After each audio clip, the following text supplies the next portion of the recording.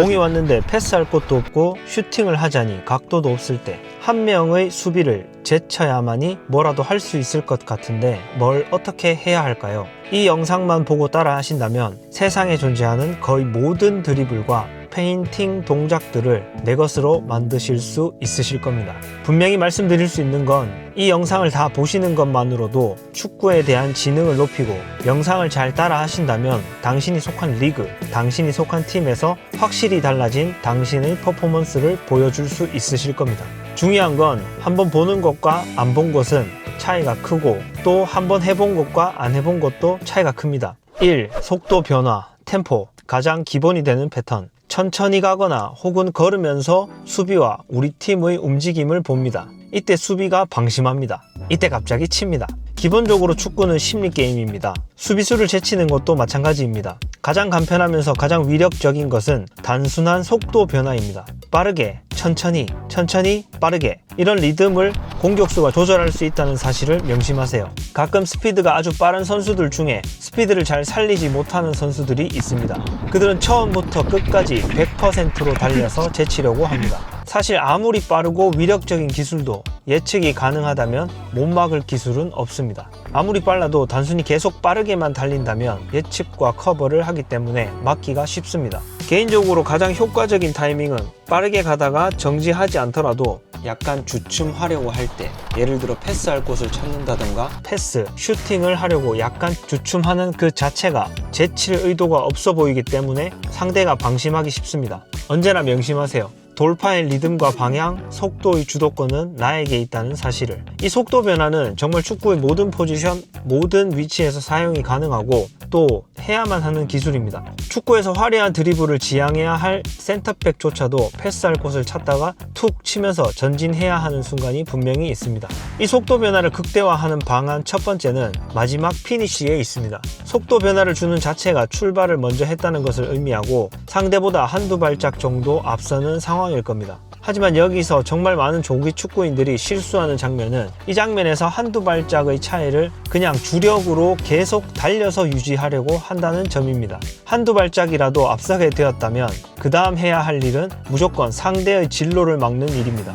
어떻게 막냐고요? 지금 보시는 것처럼 상대가 달려야 할 길을 앞으로 치면 상대는 이제 절대 못 따라옵니다. 아니 최소한 내가 슈팅, 패스 무엇이든 할 수 있는 상태가 됩니다. 끈질기게 따라오는 수비가 있어서 제쳐도 제친 게 아닌 경우에도 한 명을 완전히 제쳤다고 말할 수 있는 상태는 바로 이렇게 내가 상대의 진로를 막아서 수비수가 완전히 내 등 뒤에 있는 상태입니다. 이 속도 변화 기술부터 마지막 기술까지 가장 중요한 것은 어떤 기술이든 기술을 사용하려고 생각하지 말고 상황과 수비의 자세와 의도에 맞는 플레이를 하는 것입니다.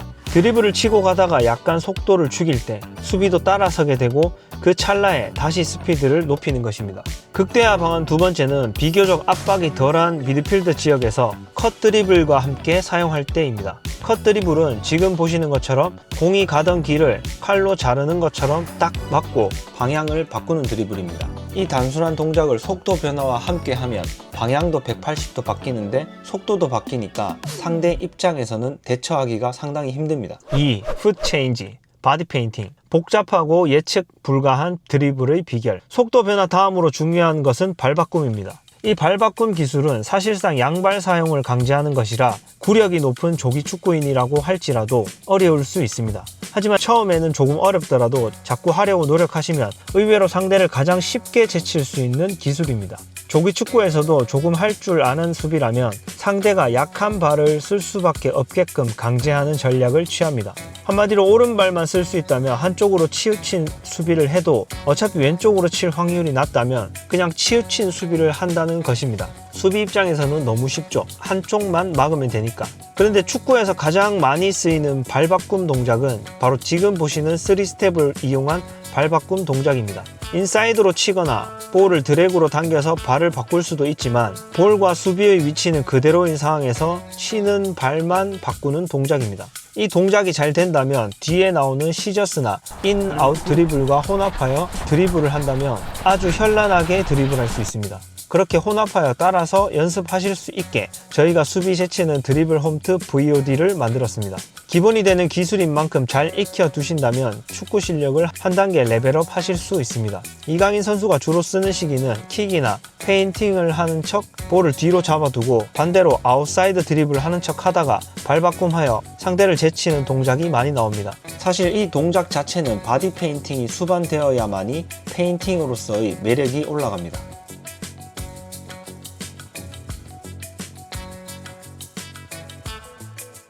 먼저 스텝을 익히시는 것이 좋습니다. 하나 둘 셋 하나 둘 셋 이런 식으로 리듬을 익힙니다. 두 번째로는 공을 세워둔 채로 하나 둘 셋 하나 둘 셋 이렇게 리듬을 익혀줍니다. 이때 중요한 것은 볼을 금방이라도 밀고 나갈 수 있도록 지금 보시는 것처럼 발을 들어주는 것입니다. 이 두 번째 단계에서 조금 더 나간 형태로 볼을 아주 미세하게 살짝씩 건드려주면 세 번째 단계입니다. 이 드리블은 필연적으로 볼이 내 몸 밖으로 나가는 형태이기 때문에 그걸 반대발 아웃사이드로 잡으려다 보니 당연히 억지스러운 형태가 됩니다. 그래서 디딤발을 멀리 짚어야 합니다. 그래도 이런 억지스러운 드리블을 연습하는 것은 인사이드 드리블보다 아웃사이드 드리블로 발바꿈하는 것이 수비수로부터 내 볼을 지키기가 쉽기 때문입니다. 네 번째는 앞으로 가면서 하는 단계입니다. 이때도 마찬가지로 발은 바꾸되 좌우로 볼을 많이 움직이지 않는 것이 핵심입니다. 수비수와 볼과 나의 위치만으로도 수비에게 주는 정보가 있기 때문에 이렇게 발을 바꾼다는 자체가 수비에게는 위협적입니다. 그래서 터치를 밖으로 많이 안 치기를 권장합니다. 계속 방향을 바꿀 수 있는 상황을 만들 수 있게 터치하는 거죠. 이 동작을 응용하면 팔자 드리블 그리고 아웃사이드 컷이 자연스러워집니다. 극대화 방안으로는 상체의 움직임, 무릎의 각도를 더욱더 구부리면 페인팅 동작으로서 더 효과적입니다. 하지만 궁극적으로는 실제로 오른쪽 아웃사이드를 치려고 하다가 수비가 있어서 왼쪽으로 발을 바꿔서 치는 동작이기 때문에 수비의 자세나 위치를 보고 친다는 것이 더 효과적입니다. 수비의 위치와 자세, 무게중심 이동에 대해서는 다음 영상에서 자세히 알려드리겠습니다. 어쨌든 초보 아마추어 축구에서는 양발로 드리블 한다는 자체가 사기급 기술입니다. 3. 킥, 슛 페인팅. 나 자신도 속이는 드리블. 이 드리블은 수비 지역에서는 롱킥, 미들에서는 롱킥 슈팅, 윙어들은 크로스, 중앙 공격수들은 슈팅을 하려고 하다가 순간적으로 변환하는 동작입니다. 어떤 페인팅이건 상대가 예측하면 너무 막기 쉽기 때문에 실제로 롱킥, 패스, 슈팅을 많이 하다가 상대가 예측을 티나게 많이 해서 무게중심이 많이 왔을 때 쓰면 좋은 페인팅 동작입니다. 흔히 접는다는 표현을 많이 쓰죠. 그 접기에 관한 내용입니다. 축구에서 드리블은 연속해서 공을 터치하는 것을 의미하고 킥은 그게 슈팅이건 패스건 한 번에 차서 다른 곳으로 보내는 것을 의미합니다. 그러니까 내가 찬다는 의도에서 한 번 더 터치함으로써 드리블로 의도를 바꾸는 동작입니다. 사실 접는 것은 장단점이 매우 명확한 동작입니다. 장점은 상대가 내가 차는 것을 막으려고 깊숙이 들어왔을 때 완벽하고 간단하게 제칠 수 있습니다. 하지만 단점은 자칫 잘못 써서 예측이 된다면 공격 템포를 끊어먹고 우리 팀으로부터 원성을 들을 가능성이 높습니다. 보통 슈팅 찬스에서 많이 쓰기 때문이죠. 그래서 상대가 움직이는 것을 봐가면서 접어야 합니다. 근데 이상하죠? 분명히 저희 채널에서도 그렇고 찰 때는 공을 봐야 하는데 상대가 움직이는 것을 보고 접을지 말지를 결정하라니 제가 생각해도 모순이 되는 말입니다. 하지만 분명한 사실입니다. 임팩트 순간에는 슈팅이건 롱킥이건 공을 봐야 하는 것은 분명합니다. 하지만 차기 직전까지도 곁눈으로 상대의 움직임도 봐야 합니다. 이때 성공률을 조금이라도 더 높이려면 동작이 숙달되어 있는 것이 좋고 동작이 자동화되어 있는 것이 순간적으로 의도를 바꾸는데 당연히 유리하겠죠. 그리고 접는 방식은 정말로 많습니다. 이 영상에서는 세상에 존재하는 거의 모든 킥 페인팅을 모두 소개해 드리겠습니다. 자신의 성향에 맞게 사용하시면 됩니다. 킥 페인팅은 우선 디딤발을 앞쪽으로 접느냐 뒤쪽으로 접느냐로 크게 나뉩니다. 첫 번째는 공격수들이 많이 사용하면 좋을 슈팅 페인팅의 동작입니다. 포워드가 공을 잡고 돌아섰다면 한 발에서 반발만 틈이 있어도 슈팅이 가능합니다. 근데 이때 가장 많이 나오는 장면은 차려고 하다가 반대로 치는 방식입니다. 원래 가던 드리블 방향으로 한 번 더 치면 슈팅각이 줄어들거나 수비가 있을 경우 좋은 방식입니다. 보통 완벽하게 슈팅 찬스가 나오고 한 골이 매우 중요한 경우에 수비가 몸을 던져서라도 막으려고 슬라이딩 태클을 할 때 완벽하게 수비를 지을 수 있는 기술입니다. 슈팅을 하기 위해 볼을 45도 혹은 그 이상 밀어 놓습니다.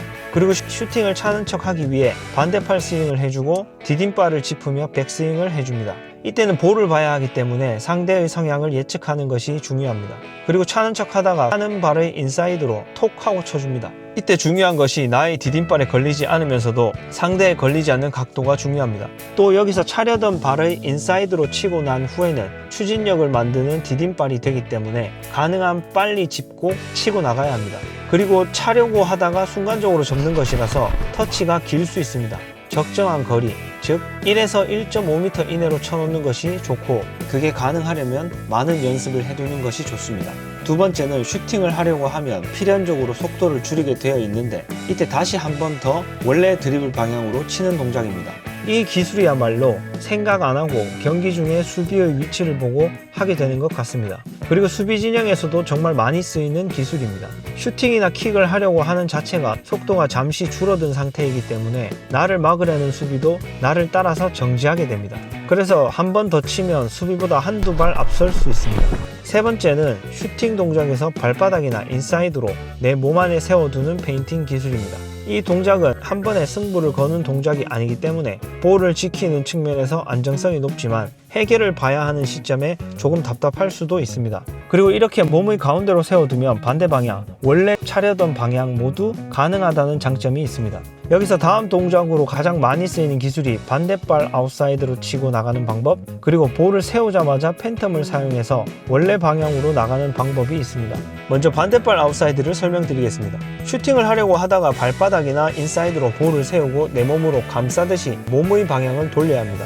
이때 가장 중요한 것이 볼을 세워두면서 세운 발로 바로 밀고 나갈 수 있도록 적절한 거리에 발을 잘 짚는 것입니다. 그리고 반대발 아웃사이드로 밀고 나갑니다. 다시 말씀드리지만 아웃사이드로 미는 것이 중요한 게 아니라 아웃사이드로 밀고 나갈 수 있도록 잘 짚는 게 중요합니다. 두 번째 팬텀을 이어서 하는 동작은 한 번 더 속이는 동작입니다. 왜냐하면 볼을 인사이드로 몸 가운데 세워두면 수비 입장에서는 반대로 간다고 예측하기 쉬운데 그때 한 번 더 원래 방향으로 나가기 때문입니다. 슈팅을 하려고 하다가 볼을 인사이드로 세우면서 디딤발을 짚습니다. 이때 즉시 왼발 인사이드로 다시 치면서 팬텀 드리블을 사용합니다. 이 동작의 핵심은 돌파 드리블들의 공통점인 세우고 즉시 나가고가 되기 위해서 한 동작처럼 보여야 합니다. 세우고 한참 있다가 나가는 게 아니라 세우면서 정지하는 것이라 생각할 때 한 동작처럼 나가는 게 핵심입니다. 뒤로 접는 페인팅 동작들은 크레이프턴, 비하인드 레그, 백숏이 있습니다. 이 기술들에 대해서는 각각 기술에서 다루도록 하겠습니다. 4. V드래그, 부스케츠의 주무기. V드래그는 팀에서 빠른 스피드로만 드리블하는 선수가 장착한다면 효과가 2배가 되는 기술입니다. 이 기술은 뭔가 앞으로 이동하거나 패스하려고 하다가 정지하고 방향을 바꾸는 기술이기 때문입니다.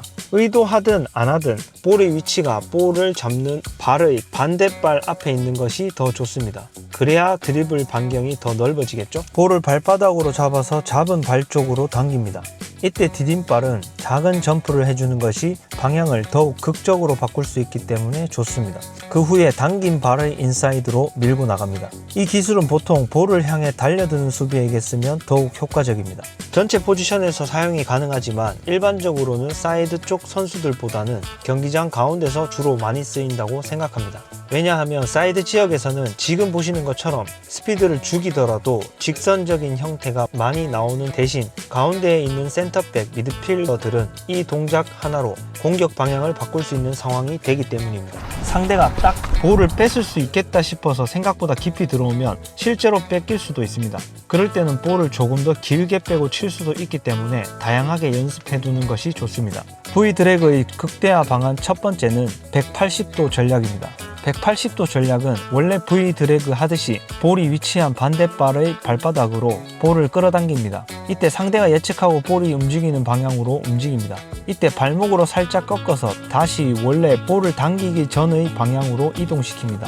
이 드리블 패턴은 실제 축구에서 정말 많이 쓰이는 기술입니다. 더 매력적인 페인팅 동작이 되려면 실제로 원래 V 드래그처럼 몸의 방향이 반대 방향으로 열려야 합니다. 그리고 지금부터 말씀드리는 내용이 정말 핵심 중의 핵심입니다. 발목의 각도가 반대로 열리면 상대가 느끼기에 원래의 V 드래그를 한다고 속을 수밖에 없습니다. 이때 발목만 톡 안쪽으로 꺾으면 정말 상대가 속을 수밖에 없는 매력적인 페인팅 동작이 됩니다. 5. 드래그 플러스 인사이드. 수비수들도 해야 하는 드리블. 먼저 발바닥으로 볼을 굴리면서 타넘습니다. 처음 아이들을 가르쳐보면 여기서 볼을 굴리기만 하고 타넘지는 않는 아이들이 있는데 반드시 타넘고 볼을 굴린 발이 다음 동작의 디딤발이 되어야 합니다. 그 후에 반대발 인사이드로 밀고 나갑니다. 이 간단한 동작이야말로 축구 역사상 가장 많이 나오는 수비 제치는 동작이 아닐까 생각해봅니다. 이 동작은 공격수보다는 미드필더나 수비 지역에서 더 많이 사용되는 드리블이라고 생각합니다. 왜냐하면 이 드리블 패턴은 내가 주도권을 가지고 상대를 흔들어서 제치는 게 아니라 상대가 볼을 빼앗으려고 덤벼들 때 더 많이 사용되는 페인팅이기 때문입니다. 많이 실수하는 포인트는 이 기술을 쓰다가 볼을 밟고 넘어지는 경우가 의외로 자주 있다는 점입니다. 그렇다고 또 적당히 살살 하려고 하면 볼을 발바닥에서 놓치는 경우도 있습니다. 이게 결국은 감각적인 부분이라 반복 연습 말고는 답이 없습니다. 또 미세한 포인트를 더 설명드리면 볼을 당겨서 굴릴 때 약간 몸 쪽으로 당기는 것이 상대의 수비 범위를 더 벗어나고 효과를 극대화할 수 있는 방법입니다. 이 기술의 극대화 방안은 180도 전략으로 하이퍼 촉이 있습니다. 네이마르나 이강인 선수가 즐겨하는 동작으로 발바닥으로 똑같이 볼을 굴린 다음 여기서 일반적으로 수비는 인사이드로 밀고 나가는 것이라고 예측하기 쉽습니다. 하지만 하이퍼 촉은 여기서 볼을 대각 뒤로 빼는 기술이기 때문에 수비의 압박으로부터 벗어날 수 있습니다. 여기서 주의할 사항은 대각 뒤로 빼놓고 즉시 다음 동작으로 이어갈 수 있도록 적절한 거리에 두는 것입니다. 하이퍼 촉의 장점은 결국 볼이 상대와 나 사이에 있던 상황에서 볼을 내 뒤로 숨기는 형국이 되기 때문에 볼을 지키기가 매우 유리해집니다. 또 이 기술을 익혀놓으면 패스나 슈팅을 할 때 상대가 예측하기 쉽지 않습니다. 지금 보시는 것처럼 패스나 슈팅은 준비 동작이 필요합니다. 그런데 드래그를 끝내고 다음 인사이드로 치고 나가는 동작에서 패스나 슈팅을 하면 상대 입장에서는 패스를 하는 사전 동작이 거의 없는 것이나 마찬가지이기 때문에 예측이 쉽지 않습니다. 그래서 저 같은 경우 상대의 가랭이로 패스하거나 골키퍼가 1대1에서 가랭이를 노릴 때 일부러 한두 번의 드래그를 하고 차기도 합니다. 6. 플립플랩. 어렵지만 확실히 속일 수 있는 드리블. 볼의 하단 부분 그리고 중심이 아닌 바깥 부분을 발의 아웃사이드 부분으로 미세하게 터치하면서 볼을 발목으로 빗자루로 쓸듯이 넘어갑니다. 그 후에 인사이드이면서 발끝 부분으로 발목을 꺾으면서 잡아채듯이 볼의 방향을 바꿉니다. 발목을 꺾으면서 잡아채듯이. 이 기술은 실패할 확률이 매우 높기 때문에 웬만한 자신감이 아니라면 실제 축구에서 시도하기는 어렵습니다. 그리고 주로 사용되는 포지션도 거의 1대1을 대놓고 시도해야 하는 윙어 지역 말고는 사용하는 것을 본 적이 없습니다. 플립플랩은 실제로 질라탄 선수도 경기에서 사용하다가 실패하는 모습을 보일 정도로 실수할 확률이 높은 기술입니다. 특히 아웃사이드 쪽으로 터치할 때 너무 멀리 보내거나 혹은 볼 중심에 너무 깊이 들어가면 다시 인사이드로 볼을 잡아채오기가 힘듭니다. 그래서 지금 보시는 것처럼 볼이 아예 몸에서 멀어지는 경우가 많이 발생합니다. 특히 발목이 유연할수록 기술의 완성도가 높습니다. 그렇기 때문에 웬만한 자신감과 확신이 아니라면 시도하지 않는 것이 정신건강에 좋을 수도 있습니다. 플립플랩의 극대화 방안은 180도 전략을 2번이나 사용하는 전략입니다. 실제 축구에서 아주 오래전에 한번 사용해 봤는데 잘 속더라고요. 공격수의 작은 움직임에도 민감하게 반응할 수밖에 없는 페널티 박스 안에서 사용하면 더 효과적입니다. 그 방법은 바로 지금 보시는 것처럼 볼을 롤링하거나 인, 아웃 하다가 플립플랩을 사용하는 방법입니다.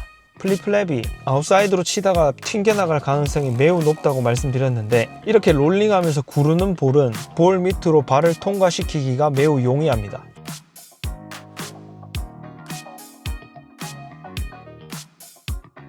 이렇게 플립플랩 할 경우 인사이드 방향에서 아웃사이드 방향, 다시 인사이드 방향, 이렇게 총 2번의 180도 방향 전환이 순간적으로 빠르게 이루어지기 때문에 효과적입니다. 근데 실제 축구에서 우선 생각도 잘 안 나실 거고 일부러 생각해서 쓰시면 안 됩니다. 그러기 위해서는 많은 연습이 필요합니다. 7.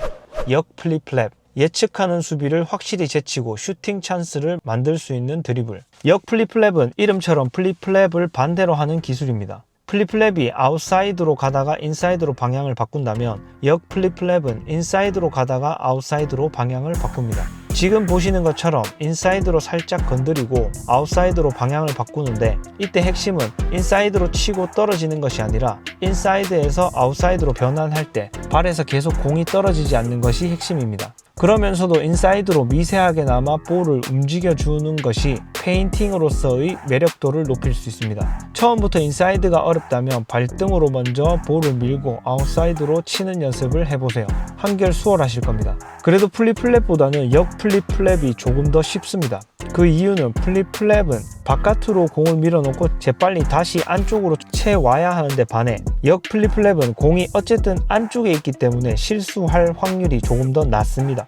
효과를 극대화하는 포인트는 이 역 플립플랩도 역시 사이드 공격수들이나 중앙 공격수들이 수비를 결정적으로 제칠 때 사용하면 좋은 기술입니다. 드리블 속도가 너무 붙은 상태에서는 볼을 컨트롤하는데 어려움이 있을 수 있습니다. 즉 볼이 도망가기 쉬운 드리블이기 때문에 경기 상황에서 딱 1대1 상황이 되었을 때, 즉 수비와 거리 싸움을 하기 시작하면서 속도를 약간 늦추었을 때 최종적인 페인팅 동작으로 사용하면 효과적입니다.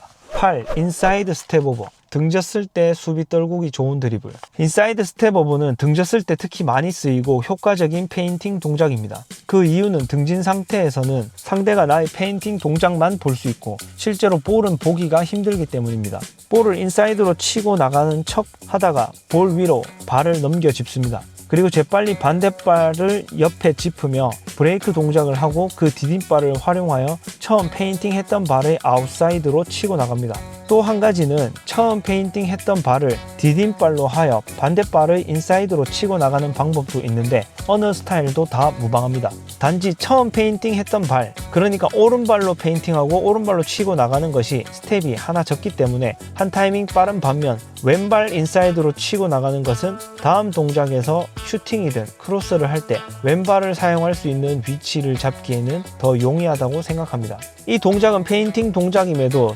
공격수는 물론 수비수들도 코너 플래그에 몰려서 상대의 등을 쥐고 있을 때 의외로 많이 사용되는 페인팅 동작입니다. 지금 보시는 것처럼 인사이드 스텝 오버를 여러 번 사용할 수도 있는데 개인적 생각으로는 한 번에서 2번 정도만 사용하는 것이 체력적으로 경제적이란 생각이 듭니다. 그리고 사실 등진 상태에서 많이 사용하는 동작이기 때문에 나 역시 상대를 볼 수 없다는 단점이 있습니다. 그리고 인사이드 스텝 오버를 했을 때 만약 상대가 따라오지 않는다면 순간적으로 상대가 빼앗을 수 있는 틈이 생깁니다. 즉 상대가 반응하지 않고 가만히 있다면 그냥 상대 바로 앞에 공이 떨어지는 상황이 됩니다. 그래서 상대가 강하게 압박이 들어와서 반드시 이번 공을 빼앗겠다는 의지가 느껴질 때 사용하면 실수할 확률도 낮고 효과도 배가 됩니다.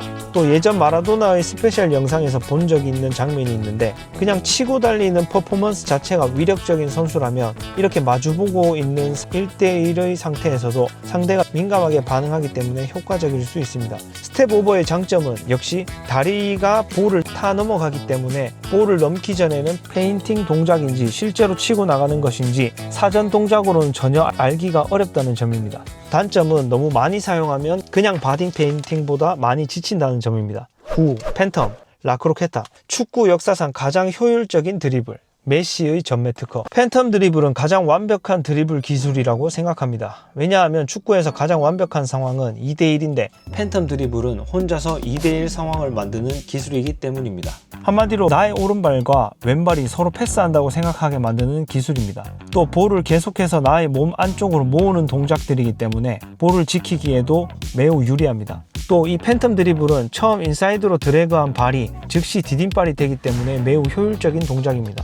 이 영상에 나오는 모든 드리블을 통틀어서 하나만 마스터하라면 이 팬텀 드리블을 추천드립니다. 개인적으로 많이 연습했더니 경기 상황에서 적재적소에 딱딱 나도 모르게 이 기술을 사용해서 수비 발을 피할 때가 있는데 그때 정말 희열을 느낍니다. 먼저 움직이는 볼이든 정지된 볼이든 한쪽 발 인사이드로 안쪽으로 칩니다. 그리고 나서 반대발 인사이드로 치고 나갑니다. 정말 간단하죠? 그런데 여기서 파생되는 응용 동작들이 상당히 많습니다. 먼저 스피드가 붙은 상태에서는 지금 보시는 것처럼 길게 드래그해서 끌고 올 시간도 없고 할 수도 없습니다.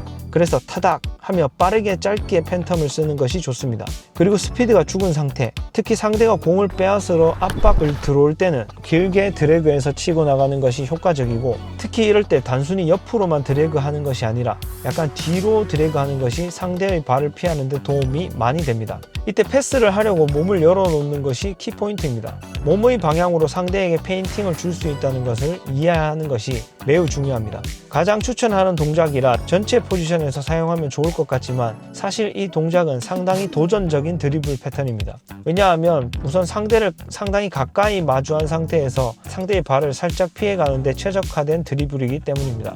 그래서 수비 진영에서는 사용을 많이 안 하는 드리블 패턴입니다.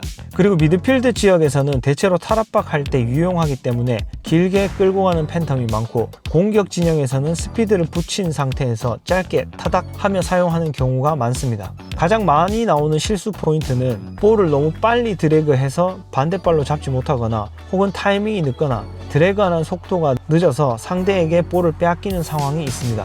기술을 사용하는 타이밍, 드래그하는 속도, 드래그하는 방향, 드래그하는 길이를 조절하는 것이 포인트인데, 가장 좋은 것은 실제로 많이 해보는 수밖에 없습니다. 그리고 가장 중요한 것은 일부러 쓰려고 할수록 성공 확률이 낮다는 점을 꼭 말씀드리고 싶습니다. 기술 효과를 극대화하기 위해서 180도 전략으로 팬텀을 사용하면 수비수가 예측하기를 앞으로 치고 나간다고 생각하기 쉽습니다. 하지만 팬텀에서 처음 드래그한 발을 짚은 다음 뒤쪽으로 치거나 뒤쪽 대각선으로 치면 탈압박하는데 상당히 예측이 어려운 신박한 기술이 됩니다. 이강인 선수가 바르셀로나를 상대로 보여준 드리블 패턴에서 팬텀을 두세 번 한 다음 팬텀을 뒤로 하고 바로 안르턴을 보여준 장면이 있습니다. 천재성을 볼 수 있는 장면인데, 어쨌든 좁은 공간에서 자신의 볼은 소유하면서도 이동할 수 있었던 이유는 팬텀이 가지는 고유한 장점입니다. 다른 선수들은 발로 볼을 차면서 간다는 느낌이라면, 이강인 선수가 볼을 소유하고 있으면 뭔가 공을 손에 쥐고 뛰어다니는 느낌입니다. 그게 이 팬텀 드리블을 많이, 자주, 그리고 자연스럽게 사용하기 때문이라고 감히 단언합니다. 그만큼 사기성 기술입니다. 10. 크루이프턴. 축구 영웅 요한 크루이프의 기술. 네덜란드의 전설적인 선수이자 바르셀로나의 영웅 요한 크루이프가 주로 사용했던 턴 기술입니다. 이 기술의 핵심은 인체역학적으로 약간 엉거주춤할 수 있는 안짱다리를 만드는 데 있습니다. 주로 킥을 하려고 하다가 많이 사용되는데, 우선 킥 모션이 들어간 상태에서 볼 옆으로 발이 지나갑니다. 그 후에 지금 보시는 이 안짱다리 같은 동작으로 차는 발의 인사이드로 디딤발 뒤로 볼을 보냅니다. 이때 친다는 느낌이 아니라 볼을 끌고 온다는 느낌으로 해야 다음 동작하기 수월한 위치로 볼을 부드럽게 보낼 수 있습니다. 그리고 윙어에서는 이렇게 크로스 하려고 빠르게 달리다가 크루이프 턴으로 점프하면서 방향을 전환하는 장면이 많이 나옵니다. 잘 익혀두시면 여러모로 활용이 가능한 기술입니다. 쉬워 보이지만 안짱다리가 안되면 아무리 해도 볼을 디딤발 뒤쪽으로 보내기가 힘들고, 볼을 발바닥으로 밟아서 보내는 것밖에 안 될 겁니다. 발바닥으로 밟아서 보내는 것도 킥 페인팅으로서 괜찮습니다. 하지만 크루이프 턴이 훨씬 더 유용합니다. 또 아까 말씀드린 바와 같이 친다는 느낌으로 볼을 터치하면 볼의 강약에 대한 컨트롤이 어려워지기 때문에 볼이 멀리 도망갈 수가 있습니다. 크루이프 턴을 극대화하는 방안은 크루이프 턴 이후에 바로 안르턴을 사용하면 연속되는 두 동작이 아주 매끄러울 수 있는 동작이기 때문에 많이 연습해 놓으시면 실제 경기에서 상황에 맞게 딱 나올 수 있습니다. 절대로 일부러 사용하려고 하지 마세요. 많이 반복 연습해서 몸에 체화시키세요. 11. 비하인드 레그, 뒷발. 수비가 한쪽으로 너무 많이 예측했을 때 사용하는 드리블. 수비가 한쪽으로 너무 많이 치우치거나 예측했을 때 사용하면 좋습니다. 수비와 공 사이에 계속해서 내 몸이 끼어있는 형태가 되기 때문에 볼을 지키기에도 매우 좋은 드리블입니다. 볼을 뒤로 당깁니다. 이때 가장 중요한 것이 디딤발보다 더 뒤로 충분히 당겨야 합니다. 처음 가르쳐보면 이 동작에서 디딤발에 걸리는 경우가 매우 많기 때문입니다. 디딤발보다 뒤로 당긴 후에는 인사이드로 디딤발 방향으로 치고 나갑니다. 어떤 포지션에서든 다 사용이 가능하겠지만 그건 우리 생각이고, 보수적으로 생각했을 때 수비 진영에서 사용하면 감독님들은 조마조마할 것 같습니다. 근데 기술의 완성도나 절대 뺏기지 않을 자신이 있다면 써도 될 것 같기는 한데, 아무튼 감독님들은 조마조마할 겁니다. 해외 축구 어디선가 골키퍼가 사용해서 제치는 장면도 보기는 봤습니다. 공격 진영이나 미드필드 진영에서 상대가 너무 예측해서 깊숙이 들어왔을 때 가장 좋은 타이밍이라고 생각합니다. 비하인드 레그, 뒷발에서 응용할 수 있는 동작으로는 가까이 있는 우리 팀원에게 이 동작으로 패스하는 동작이 가능합니다. 이때 볼을 뒤로 빼고 인사이드로 치려고 하다가 지금 보시는 것처럼 볼을 굴리면서 마지막에 볼의 윗부분을 아웃사이드로 정지시키고 다시 원래 위치로 가져오는 동작이 가능합니다. 그러면 상대의 예측을 한 번 더 속일 수 있는 동작이 됩니다만, 이게 상대가 예측하지 않았을 때 실패하면 리스크가 큰 동작이라 추천드리지는 않습니다. 그래도 말 안 듣고 시도하는 분들도 계십니다. 근데 꼭 그런 고집 있는 분들이 축구도 드리블도 잘 하시더라고요. 또 한 가지 극대화 방안은 슈팅 페인팅으로 사용하는 방식인데, 슈팅이라는 자체가 페널티 박스 안에서 결정적인 순간이 많기 때문에 상대가 슈팅을 막기 위해 발을 뻗을 가능성이 높습니다. 이때 슈팅 동작을 그대로 가다가 발바닥으로 볼을 정지시킨 후에 비하인드 레그를 하면 매우 효과적인 페인팅 동작이 됩니다. 12. 마르세유 턴, 지단의 전매 특허 기술. 마지막 터치가 약간 길어서 상대와 아슬아슬한 경합 상황이 되려고 할 때 사용하면 매우 유용한 드리블입니다. 화려해 보이지만 실상 볼을 계속해서 상대로부터 감추는 드리블이기 때문에 실수만 하지 않는다면 안정성이 매우 높은 드리블로 추천드리고 싶습니다. 먼저 볼이 조금 길어서 따라가다가 오른발로 볼을 내 몸쪽으로 끌어당깁니다.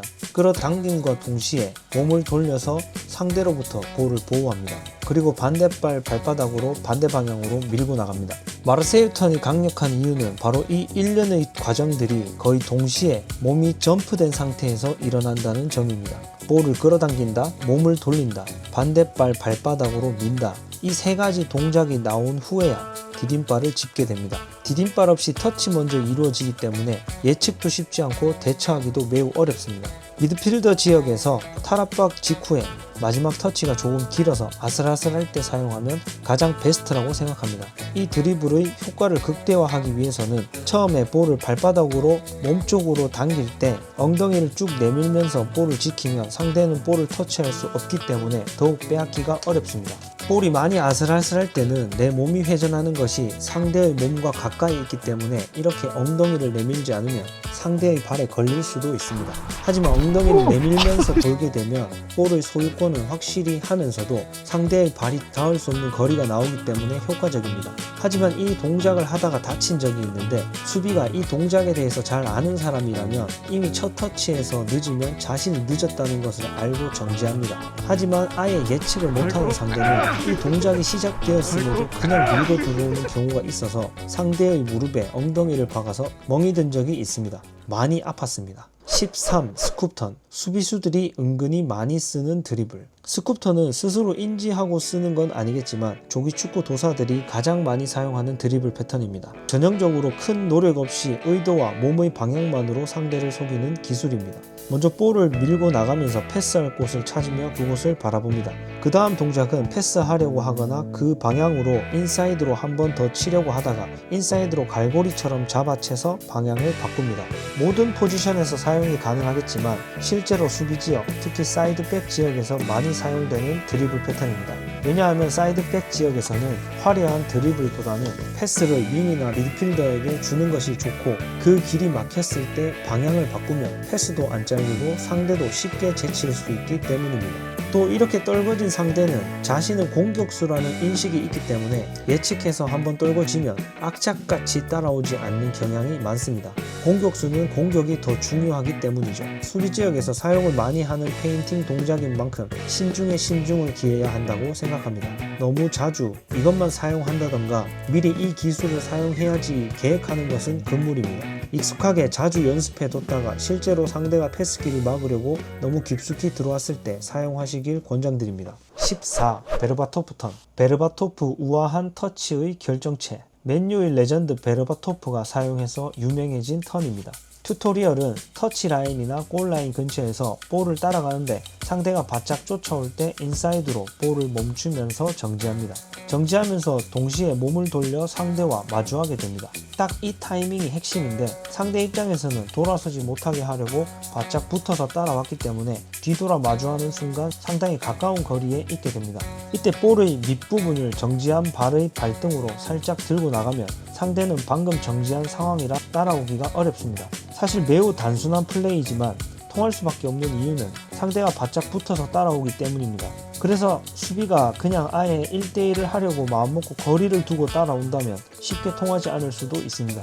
그래서 볼을 따라가면서 수비가 얼마나 바짝 이 공을 빼앗으러 오는지 눈치를 잘 살피는 것이 필요합니다. 이 기술은 수비가 너무 가까이 붙었을 때 기습적으로 사용하는 드리블 패턴이기 때문에 여기서 공을 들고 나가지 않고 가랑이로 놓고 통과해도 효과적입니다. 이미 수비와 나의 거리가 볼만 통과된다면 수비는 절대 따라올 수 없는 거리까지 들어왔고 나는 정지함과 동시에 출발하기 때문에 수비가 따라오기가 매우 어렵습니다. 또 한 가지 실제 축구에서 많이 나오는 장면은 볼의 속도가 애매해서 상대 수비와 볼이 거의 동시에 나에게 올 때 쓸 수 있는 기술입니다. 지금 보시는 것처럼 볼이 늦게 와서 상대 수비와 내가 볼을 잡자마자 경합이 되는 상황에서 내가 조금이라도 공에 더 가깝다면 볼의 하단을 살짝 찍어서 상대의 발 위로 들고 나갑니다. 이 기술은 상대가 나에게 강하게 압박해오고 있기 때문에 상대의 발만 피하면 자동으로 제쳐집니다. 강도만 잘 조절한다면 100% 통하는 기술입니다. 이때 미세 팁은 지금 보시는 것처럼 부딪히면 다칠 수도 있는 상황에서 볼만 살짝 건드려서 빼온다는 느낌으로 톡 들어올리고 상대의 발을 피해주는 겁니다. 15. 고 스톱. 기본적이지만 효과 100점인 드리블. 수비가 붙은 상황에서 드리블로 전진하다가 인사이드로 볼을 정지시킵니다. 그 다음 수비가 정지하면 그 즉시 반대발 인사이드로 치고 나갑니다. 그 즉시 반대발로 치고 나가는 것의 타이밍이 중요한데 여기서 볼을 정지시키고 상대가 정지하는 것을 보고 나가는 것이 아니라 미리 상대가 정지할 것을 예측하고 정지하자마자 바로 치고 나가야 합니다. 직선적인 속도가 너무 빠른 상황에서는 볼을 정지시키면서 내 몸을 정지시킬 수가 없습니다. 그래서 속도를 붙였다가 멈췄다가 할 수 있는 정도의 속도를 가볍게 유지한다는 생각으로 하는 것이 좋습니다. 이 콘텐츠에서 다루는 모든 드리블을 최고 속도에서 한다는 생각을 버리십시오. 축구에서 최고 속도는 공간에 놓은 패스를 따라갈 때입니다. 최고 속도보다는 오히려 언제든 멈출 수 있고 가볍게 뛴다고 생각하는 것이 수비가 대처하기에는 훨씬 어렵습니다. 16. 스텝 오버. 호나우도가 전 세계에 전파시킨 수비를 파괴하는 드리블. 스텝 오버. 헛다리라고도 많이 불리는 기술입니다. 호나우도 한국에서는 이영표 선수가 많이 사용해서 유명해졌지만 현 시점에서는 드리블, 개인기를 말할 때, 즉 감독님들이 이상한 거 하지마 할 때 가장 대표적으로 떠오르는 기술이기도 합니다. 시저스에서 가장 중요한 것은 볼을 위로 타넘는 발의 반대발, 즉 디딤발과 볼의 위치입니다. 이 디딤발의 위치가 너무 멀거나 혹은 너무 가깝다면 지금 보시는 것처럼 페인팅 동작으로서의 가치, 즉 진짜 갈 것처럼 보이는 효과가 떨어지고 컨트롤에서도 어려움을 겪기 때문입니다. 그래서 움직이는 볼이든 정지된 볼이든 사실 움직이는 볼을 추천합니다. 아무튼 디딤발이 공과 어깨 넓이 정도의 거리를 두고 위치하는 것이 이상적입니다. 그렇게 디딤발을 딛고 난 다음 반대발을 볼 앞으로 돌려줍니다. 개인적인 생각으로 시저스가 위력적인 이유는 상대 수비 입장에서는 아웃사이드로 칠지 시저스로 페인팅을 줄지 볼을 지나치는 순간까지 분간이 어렵기 때문입니다. 또 볼이 순간적으로 수비의 시야에서 사라지기 때문에 더 어렵게 느껴지는 측면도 있습니다. 1대1 돌파에서 페인팅 동작으로 상대가 역방향으로 움직이게 하면 좋겠지만 실제 축구에서는 페인팅 동작만으로 상대를 완전히 역방향으로 속이는 것은 쉽지 않습니다. 하지만 시저스의 장점은 상대의 역방향으로 속이지는 못하더라도 상대가 반응하는 시간을 늦추는 데 있습니다. 그래서 시저스를 잘 쓰려면 볼 위로 타넘는 발이 다시 딛는 위치가 매우 중요합니다. 즉 연속적으로 다음 동작에서 언제든 볼을 반대 방향으로 칠 수 있는 위치에 발을 잘 디뎌야 합니다. 시저스는 주로 전방의 공격수, 특히 윙어들이 쓰면 매우 유용한 기술입니다. 왜냐하면 윙어들은 팀의 크랙으로서 팀을 위해서는 측면에서 돌파를 해야 하는 의무가 일정 부분 있기 때문입니다.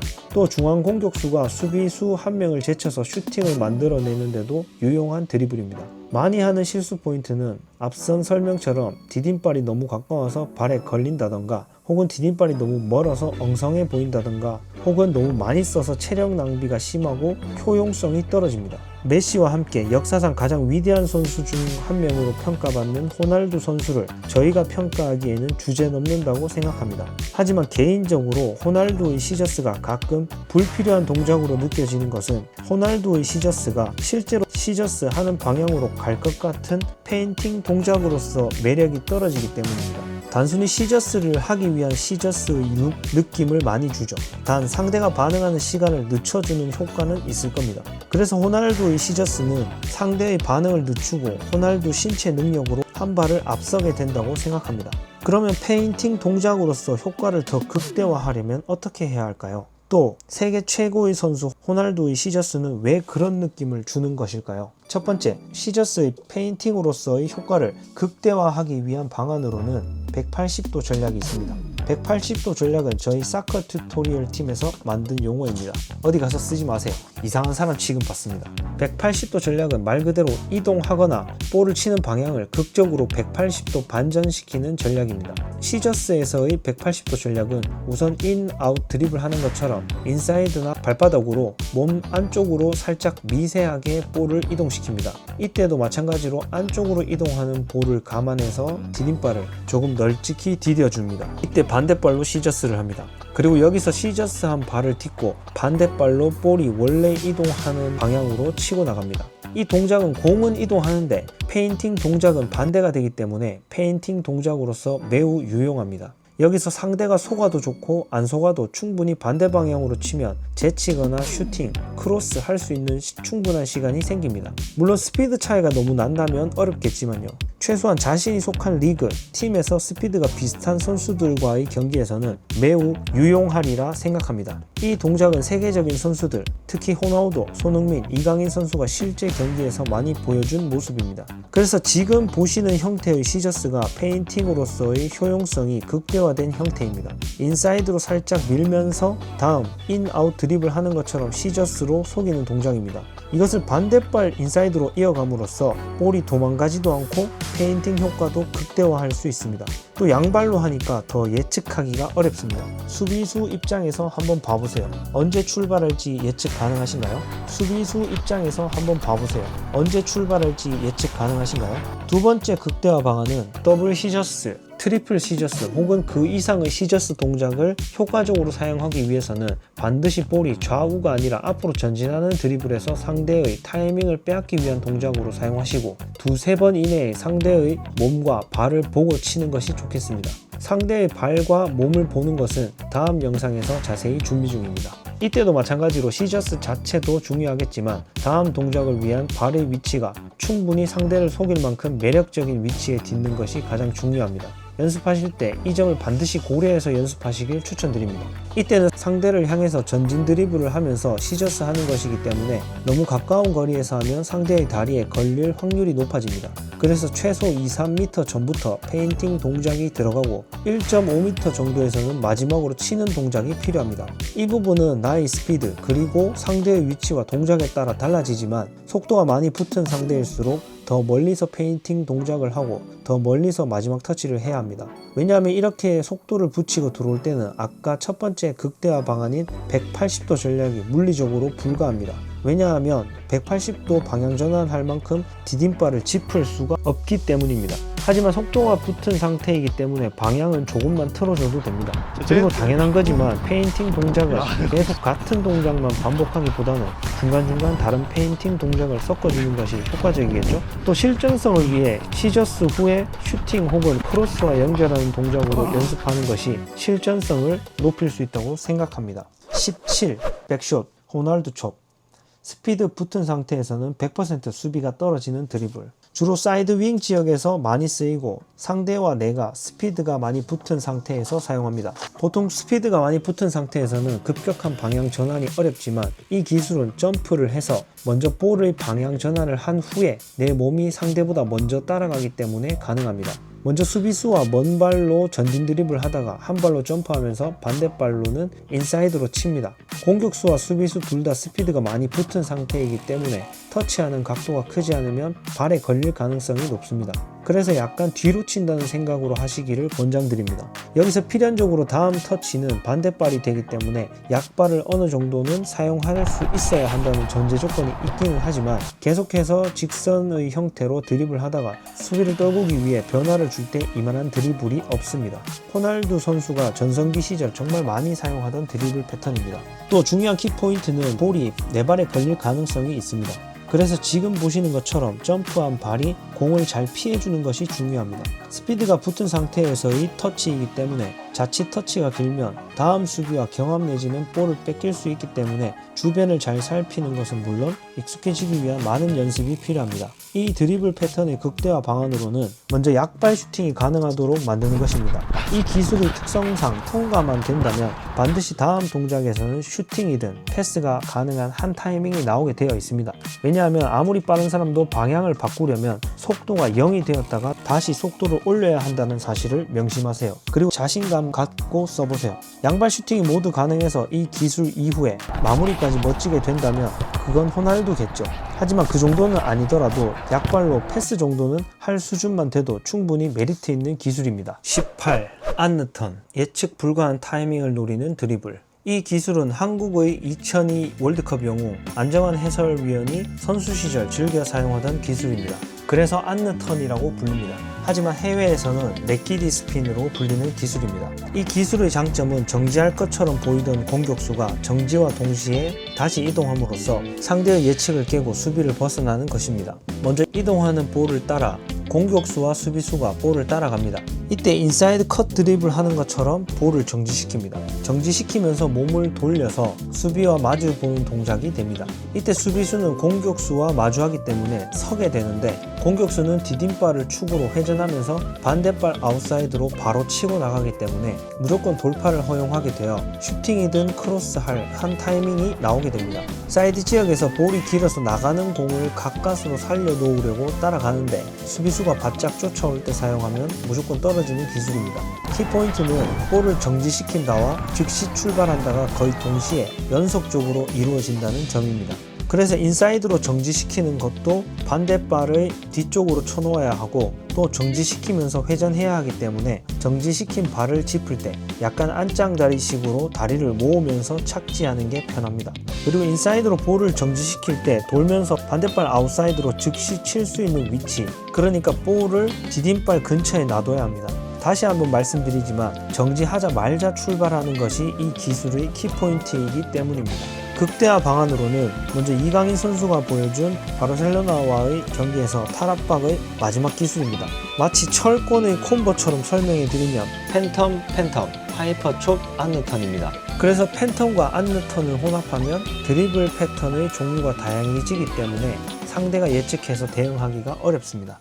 19. 롤 투 힐. 장난스러워 보이지만 실제로는 막기가 어려운 드리블. 이 기술은 사실 우리나라 정서에는 안 맞을 수도 있겠다는 생각이 드는 기술입니다. 자주 쓰면 약간 장난치는 것처럼 보이는 기술이기 때문입니다. 그렇지만 모든 돌파의 기본인 스톱 앤 고에 가장 충실한 기술입니다. 정지하는 것처럼 보여서 수비가 정지하면 그 즉시 출발하는 기술입니다. 튜토리얼은 드리블 하다가 한 발 발바닥으로 볼을 약간 당기면서 정지하는 척 합니다. 하지만 정지하지 않고 달리던 탄력 그대로 반대발 인사이드와 힐컵 사이로 볼을 치고 나갑니다. 알아도 막기 힘든 이유는 수비 입장에서는 공격수가 가면 따라가야 하고 정지하면 따라서 정지해야 하는데 같이 달리다가 발바닥으로 볼을 잡는 자체가 완벽한 정지의 시그널입니다. 하지만 정지하는 척 볼을 당기다가 실제로는 감속만 하고 다시 가속을 하기 때문에 수비 입장에서는 곤란한 기술입니다. 수비는 감속해서 정지 상태가 되기 때문이죠. 극대화 방안으로는 그냥 발만 들어서 멈추려고 하다가 쳐도 페인팅의 효과가 있습니다. 오히려 더 깔끔하게 터치도 덜하고 수비가 떨어지는 것 같았습니다. 실제로 사용하는 공격수를 상대해 봤는데 은근히 짜증나고 막기가 곤란했습니다. 20. 패스컷. 미드필더에서 방향을 바꿀 때 효과적인 드리블. 인사이드 패스를 하려고 하다가 패스 동작을 페인팅 동작으로 해서 방향을 바꾸는 드리블 패턴입니다. 인사이드 패스에만 국한되는 이유는 인사이드 패스의 특성상 볼을 굴리는 동작과 유사하기 때문입니다. 먼저 인사이드 패스를 할 것처럼 자세를 취하다가 패스하지 말고 볼의 윗부분을 발바닥으로 굴립니다. 이때 약간 볼을 지그시 누르면서 굴려야 그 탄력으로 볼을 반대로 보낼 수 있습니다. 그 후에 볼을 타고 온 발의 아웃사이드로 볼을 탁 하면서 세웁니다. 이 동작은 상대가 나의 패스기를 예측하고 인터셉트 하려고 할 때 매우 유용하고, 패스하려고 하는 동작에서 별도의 디딤발 없이 방향과 의도를 바꾸기 때문에 페인팅 동작으로서 매우 위력적입니다. 특히 미드필드 지역에서 공격 방향을 바꾸는데 매우 유용합니다. 많이 실수하는 포인트는 최악의 경우이긴 한데, 패스하는 동작에서 볼을 굴리지 못하고 톡하고 살짝 건드리면서 볼이 도망가 버리면 바로 뺏기기 때문에 많이 연습하셔서 충분히 숙달된 후에 나도 모르게 경기 상황에서 나오는 것이 좋습니다. 극대화 방안으로 파생될 수 있는 응용 동작은 최근에 조기축구에서 정말 잘 사용하시는 분을 봤는데 10번 중 5번은 이 동작으로 탈압박하는 것을 보았습니다. 한번 소개해 드리겠습니다. 등을 진 상태에서 볼을 한쪽 방향으로 굴립니다. 한번 굴리고 두 번째 굴릴 때 볼 위로 발이 넘어감과 동시에 탁 하면서 아웃사이드로 치면 상대는 당연히 2번 연속 굴릴 줄 예상하기 때문에 순간적으로 돌파할 타이밍이 나옵니다. 21. 인아웃 드리블. 사이드 공격수들이 스피드 붙여서 쓰면 수비수들에게 하나의 선택을 강요하는 드리블. 볼을 인사이드로 살짝 건드리면서 상체를 나가고자 하는 방향으로 기울입니다. 이때 디딤발이 되는 발이 핵심인데, 볼을 터치할 때 작은 점프 동작을 하면서 반대 아웃사이드로 치고 나갈 수 있을 만큼 디딤을 해줍니다. 그 후에 디딤발로 지면을 밀어주면서 반대발은 아웃사이드로 반대 방향으로 밀고 나갑니다. 인사이드로 치는 발과 상체는 앞으로 나가는 시그널을 수비수에게 주지만, 디딤발은 정지를 하는 동작이 연속적이기 때문에 페인팅으로서 매력이 있습니다. 이 동작도 역시 상대가 나의 스피드에 부담을 느낀다면 한 번의 페인팅으로도 상대를 역동작에 걸리게 할 수 있습니다. 하지만 실제 축구에서는 역동작으로 완벽히 제치는 것보다는 상대가 나의 페인팅 동작으로 인해 반응 시간이 늦어지고 출발이 늦어지는 정도만 해도 페인팅의 효과는 충분합니다. 또 이 동작은 드리블의 아주 기초화되기도 하고 스텝 오버와도 복합적으로 사용이 가능하기 때문에 반드시 양발 다 숙달해 놓는 것을 추천드립니다. 많이 사용하는 포지션은 주로 공격수가 슈팅 각을 만들어낼 때 실제 프로 선수들도 많이 쓰는 동작입니다. 많이 실수하는 포인트는 처음 인사이드로 살짝 밀어 놓을 때 너무 많이 밀어 놓으면 다음 동작에서 반대 방향으로 아웃사이드로 미는 것이 힘들어질 수 있습니다. 그래서 처음 연습하실 때는 인사이드로 아주 살짝 혹은 그냥 볼을 터치하지 말고 디딤발 점프와 함께 상체 움직임만으로도 충분합니다. 하지만 결국은 볼이 조금 미세하게라도 움직이는 것이 페인팅 동작으로서 상대를 속이는데 더 도움이 된다고 생각합니다. 처음 학생들을 가르쳐보면 디딤발의 작은 점프, 영어로는 홉 동작을 하지 않고 그냥 인사이드 아웃사이드를 하려고 하는 모습을 많이 보입니다. 그러면 인사이드의 페인팅 효과도 덜하고 아웃사이드로 밀기도 힘들기 때문에 반드시 홉 동작을 해줘야 합니다. 그리고 이렇게 한 동작으로 인, 아웃 드립을 하지 않고 인사이드, 아웃사이드, 인사이드, 아웃사이드를 섞어서 사용할 수 있습니다. 그냥 직선으로 드립을 하는 것보다는 수비 입장에서 막기가 어렵습니다. 그리고 매 터치마다 볼의 위치가 바뀌기 때문에 페인팅의 효과가 매우 좋습니다. 공격수 입장에서 결정 짓기 전에 계속 수비수의 나온 발, 즉 수비 뒤로 친다는 생각으로 드립을 하시면 유리한 상황을 만들 수 있습니다. 특히 이 드리블은 스피드가 붙은 상태에서는 수비수의 선택을 강요하기 때문에 막기가 매우 어렵습니다. 여기서 핵심은 아웃사이드 이후에 다시 인사이드로 치기 전에 디딤발이 볼을 넘어가는 것이 드리블 각을 크게 하기 때문에 위력적입니다. 22. 가랑이. 방향이 모두 막혔을 때 사용하면 효과적인 드리블. 가랑이는 당하는 선수에게는 약간의 민망함과 창피함을 주고 쓰는 선수는 재치와 센스의 상징으로 여겨지는 기술입니다. 그래서 가랑이만 집착하는 분들이 가끔 있는데 이건 별로 바람직하지는 않습니다. 가랑이를 사용하는 시기가 보통 이쪽도 저쪽도 다 막히고 상대의 위치가 너무 가까워서 더 이상 갈 곳이 없다고 판단될 때, 궁지에 몰렸다고 생각될 때 사용하면 극적으로 상황을 역전시킬 수 있습니다. 상대의 위치가 가깝다는 말은 작은 동작에도 돌파당할 수 있기 때문에 수비수 입장에서는 그만큼 페인팅에 취약하다는 의미이기도 합니다. 그런데 사용하는 공격수 입장에서는 좌측이나 우측을 선택하는 것보다 가랑이를 선택했다는 것이 장난처럼 보일 수 있습니다. 축구는 나를 제외한 10명이 열심히 노력해서 빼앗아 온 공을 한 명이 장난치다 빼앗기는 것만큼 힘 빠지는 일은 없기 때문에 그만큼 신중하게 사용하셔야 합니다. 마치 투자에 비유하자면 하이 리스크 하이 리턴 같다고나 할까요? 방금 말씀드린 이유들 때문에 수비에서는 가급적 하지 않는 것이 좋지만 그 이유들 때문에 오히려 더 잘 통할 수 있다는 것이 아이러니입니다. 하지만 지금부터 주로 말씀드릴 가랭이 드리블은 수비에서는 웬만하면 사용하지 않으시길 추천드립니다. 첫 번째는 메시도 많이 사용하는 가랭이 기술로 인-아웃 드리블로 가랭이를 넣는 기술입니다. 먼저 한 발로 작은 점프를 하면서 반대발 인사이드로는 볼을 살짝 건드립니다. 메시는 이 상황에서 볼을 터치하지 않는 것처럼 보이는데 개인적인 생각으로는 메시이기 때문에 상대 수비들이 더 민감하게 반응하기 때문에 우리는 살짝 건드려주는 것이 낫다고 생각합니다. 동시에 상체를 이동하고자 하는 방향으로 보냅니다. 그러면 상대와 거리가 가깝기 때문에 상대는 다리를 벌릴 수밖에 없습니다. 그리고 나서 점프한 발을 다시 짚고 다른 발 아웃사이드로 상대의 다리 사이로 볼을 통과시킨 뒤에 돌파해서 나갑니다. 두 번째는 마르세유 턴이 자주 나오는 상황에서 사용하는 유효합니다. 즉 패스가 길든 드리블이 길든 수비와 내가 볼을 경합하는 상황에서 내가 조금 볼을 먼저 터치할 수 있다면 볼을 발바닥으로 잡고 당기면서 정지합니다. 이때 수비는 자신이 늦었고 상대가 정지하는 줄 알기 때문에 정지하는데 이때 대부분 다리를 벌리고 딱 서게 됩니다. 그래서 이때 정지시킨 발바닥으로 즉시 볼을 밀고 나갑니다. 마르세유 턴이 압박을 벗어나서 좌우로 움직이는 드리블이라면 가랑이 드리블은 수비 한 명을 돌파하기 때문에 더 위력적이라고 할 수 있습니다. 세 번째는 베르바토프 턴의 응용입니다. 베르바토프 턴의 상황처럼 볼이 거의 골라인 근처까지 가서 정지하는 것을 인사이드로 세우면서 몸을 돌려 상대와 마주합니다. 이 상황의 핵심인데 마주한 상태에서 생각을 하고 플레이하는 게 아니라 이미 인사이드로 세울 때 상대가 내 뒤에 딱 설 것을 예측하고 가랑이를 노려야 합니다. 그러니까 볼을 세움과 동시에 즉시 가랑이로 밀고 나갑니다. 모든 드리블이 그렇지만 특히 가랑이 드리블의 예측은 성공에 있습니다. 가랑이 드리블은 드리블 자체가 볼이 통과되기만 하면 경합 없이 돌파 성공이지만 볼이 통과되지 못한다면 다른 드리블들과 달리 경합할 기회 자체도 없습니다. 왜냐하면 사용하는 상황 자체가 상대와 상당히 가까운 상태에서 사용되기 때문입니다. 그래서 상대가 예측해서 볼이 상대를 통과하지 못하면 내 몸만 상대를 지나가고 공은 상대가 가지는 상태, 즉 내가 돌파된 상태가 되기 때문에 다시 한번 말씀드리지만 신중해야 합니다. 가랑이 드리블의 극대화 방안은 안 쓰는 겁니다. 다른 드리블도 그렇지만 특히 가랑이 드리블은 연습은 해놓되 실제로 쓰지는 않는 겁니다. 그러니까 진짜 갈 길이 없으면 저절로 나오겠죠. 나옵니다. 나오더라고요. 23. 팽이 드리블. 볼을 지키면서도 돌파할 수 있는 드리블. 팽이 드리블의 장점은 계속해서 상대와 공 사이에 내 몸이 위치하고 있다는 점입니다.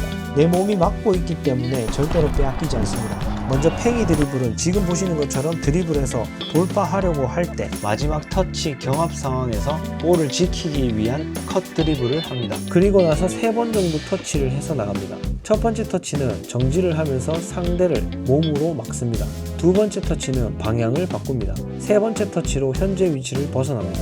그리고 이 팽이 드리블을 연습하실 때 볼을 많이 터치하면서도 볼은 많이 움직이지 않는데 내 몸과 디딤발의 방향을 바꾸는 게 중요합니다. 왜냐하면 짧은 시간에 3번의 터치를 연속적으로 하려면 마지막 터치를 제외한 첫 번째, 두 번째 터치에서는 터치 후 디딤발, 터치 후 디딤발 이런 식으로 즉시 칠 수 있도록 디딤발을 잘 짚으면서 내 몸이 움직이는 것이 중요합니다. 이 팽이 드리블은 공격은 물론이고 미드필더, 수비 지역까지 전부 광범위하게 사용될 수 있습니다. 가장 많이 쓰이는 포지션은 공격 방향을 바꾸는 미드필더 지역이라고 생각합니다. 수비 지역에서도 상대의 압박으로부터 볼을 지키고 공격 방향을 바꾸는데 필수적인 드리블 패턴이기 때문에 모든 선수가 익히면 좋은 드리블입니다. 매번 말씀드리지만 이 드리블의 핵심은 터치하는 발보다 디딤발입니다.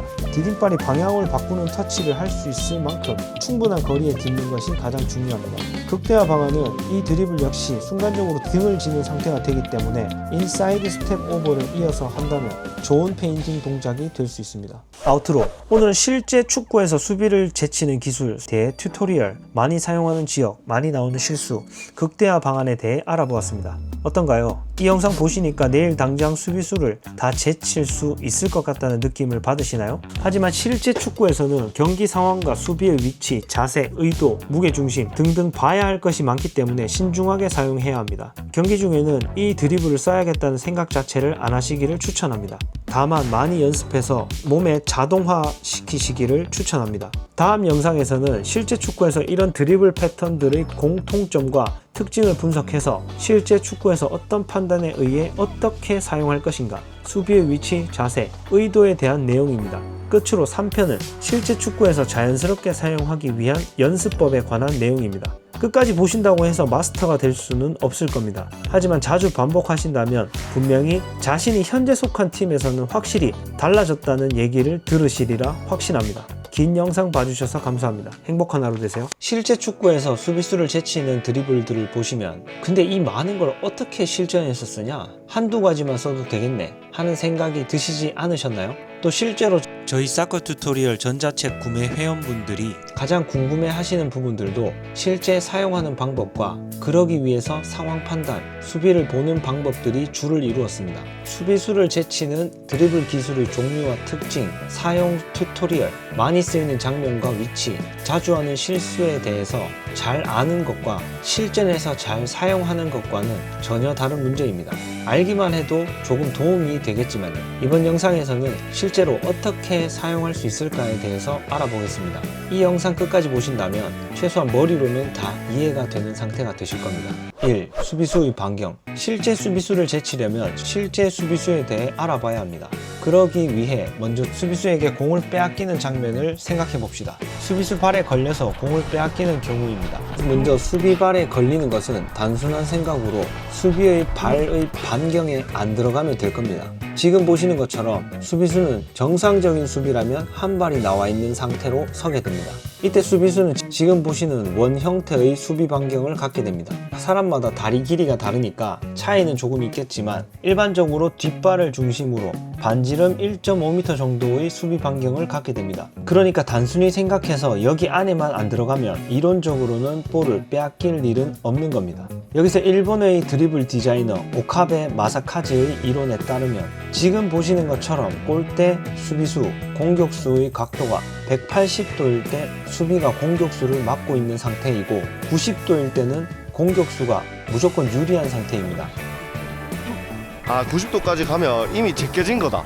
이 오카베 마사카즈 이론의 주된 요지는 135도 정도를 공격수가 이길 수 있는 확률이 높은 임계점으로 보고 있습니다. 수비 입장에서 공격수가 앞으로 접근하는 것은 위기의식을 가지고 대처하지만 슬금슬금 이 원을 따라서 돌면서 135도까지, 그러니까 공격수가 유리한 위치까지 이동하는 것에 대해서는 수비수가 둔감하다 정도로 파악했습니다. 하지만 지난 영상에서 확인한 실제 수비를 제치는 기술들은 실제로 축구 레전드들이 사용하는 기술임에도 불구하고 기술 중에서는 수비 반경 안에서 사용하는 경우, 수비 반경 훨씬 밖에서 사용하는 경우, 정지된 상태에서 사용하는 경우, 속도가 붙은 상태에서 사용하는 경우 등등이 있습니다. 실제 축구에서는 훨씬 더 다양한 상황이 존재한다는 것을 알 수 있습니다. 1대1 시합이 아니기 때문이죠. 일례로 패스하는 것을 페이크로 상대를 제치는 기술 같은 건 1대1 훈련에서는 없는 요소이기 때문입니다. 그래서 이번 챕터에서는 기본적으로 수비의 반경이 이 정도 된다는 것 정도만 알아두시면 되겠습니다. 또 속도가 붙은 상태에서 스피드를 살려서 하는 드리블의 경우에는 방향을 바꿀 수 있는 각도가 크지 않기 때문에 지금 보시는 것처럼 수비 반경보다 훨씬 전에 페인팅 동작이 들어가고 돌파가 이루어져야 합니다. 이건 중요하니까 꼭 기억해 두세요. 가까이 갈수록 통과되었을 때 돌파를 완료할 확률은 높아지지만 수비 반경에 걸릴 확률도 높아진다는 것을요. 수비수의 자세와 무게중심. 미토마는 자신의 논문에서 수비수의 무게중심을 움직이고 자신은 반대로 움직인다, 이렇게 간단한 결론을 말하고 있습니다. 수비수의 무게중심을 움직이고 자신은 반대로 움직인다.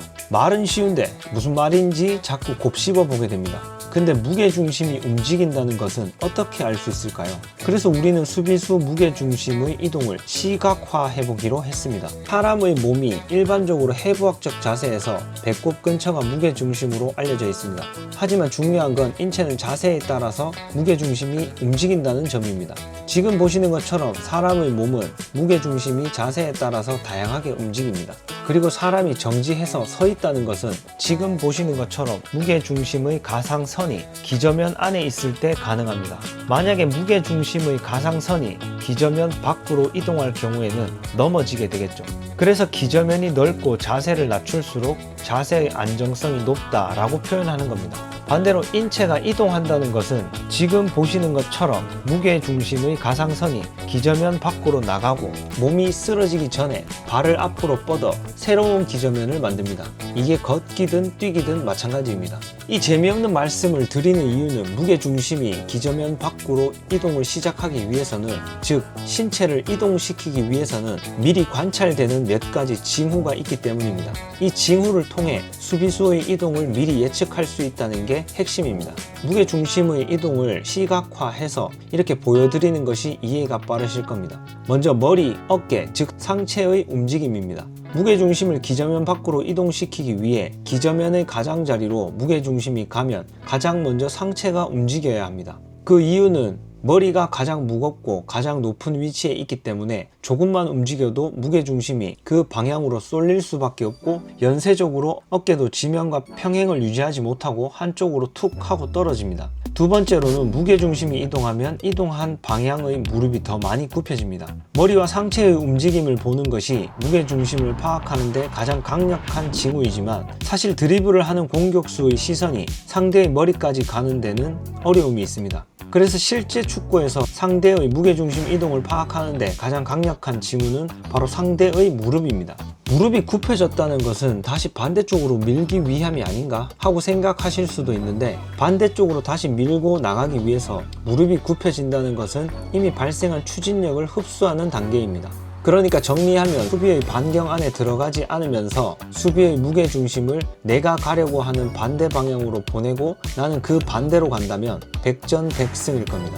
어떻습니까? 참 쉽죠? 하지만 이 간단한 로직을 완전히 이해하더라도 한 명의 수비를 제치는 것은 여전히 어려운 일입니다. 그 이유는 먼저 페인팅 동작, 드리블 동작이 어설프거나 숙달되지 않아서 눈으로 상황이나 수비수를 살필 여유가 없다, 혹은 아직 동작이 완전히 체화되지 않아서 실수가 많다. 두 번째는 수비도 공격수처럼 기다리는 척 덤비거나 혹은 반대로 덤비는 척 기다리는 등의 페인팅을 하는데, 이때 수비수의 자세와 무게중심을 보고 칠 만큼 동작을 빠르게 대처하는 것은 매우 어려운 일입니다. 실제 축구는 매우 변화무쌍하기 때문이죠. 3. 수비수의 동작과 반응 속도. 자, 우리가 정보를 인지하고 그것을 대뇌에 전달하여 판단을 하고 다시 동작을 하는 데까지 걸리는 물리적 시간을 반응 시간이라고 합니다. 이 반응 시간은 스포츠 생체역학의 표준 데이터에 따르면 인식 단계에서 약 0.03초에서 0.05초, 의사결정 단계에서 0.05초에서 0.1초, 운동 실행 단계에서 0.05초에서 0.08초 정도 걸린다고 합니다. 이를 합산하면 대략 0.15초에서 0.25초 정도 걸린다고 합니다. 그러니까 단순히 빠르다가 아니라 반응 시간은 대략 일반인 기준 0.2에서 0.25초, 엘리트 선수는 0.15에서 0.2초 정도입니다. 그런데 이때 선수들이 사용하는 반응 시간의 물리적 한계 극복법이 있습니다. 바로 미리 보기와 예측입니다. 몇 가지 징후들을 보고 예측하는 것이죠. 예측은 공격수든 수비수든 둘 다 사용합니다. 그런데 이 예측을 어렵게 만드는 것이 바로 페인팅 동작입니다. 페인팅 동작을 해서 수비수의 무게중심이 기저면을 벗어난다면 지금 보시는 그림처럼 정지하고 무게중심을 회복한 후에 재가속하는 시간까지 걸려서 약 0.65에서 0.9초 정도 시간이 걸리게 됩니다. 0.9초면 축구에서 거의 회복할 수 없는 수준이 됩니다. 왜냐하면 0.9초면 100m 달리기에서 거의 10m 정도의 거리가 차이 나는 시간이기 때문입니다. 하지만 만약에 페인팅 동작으로 인해 수비의 무게중심이 이동하지 않고 단순히 반응만 지연된다면 약 0.4초 정도 늦게 됩니다. 단순 반응 속도가 약 0.2초, 페인팅 때문에 지연된 반응 속도는 0.4초, 페인팅으로 무게중심까지 이동시킨다면 0.9초의 시간이 각각 걸리는 겁니다. 여기서 시사하는 바는 역동작에 걸리면 0.9초로 현실적으로 따라올 수 없는 격차가 생겨서 완전히 돌파가 되는 것이고, 역동작이 걸리지 않더라도 페인팅을 한두 번 하고 돌파를 시도하는 것이 0.4초 정도의 이득이 생기기 때문에 낫다는 것입니다. 물론 경기 상황을 고려해야겠지만요. 그리고 이 페인팅 효과를 극대화하는 방법이 한 가지 있습니다.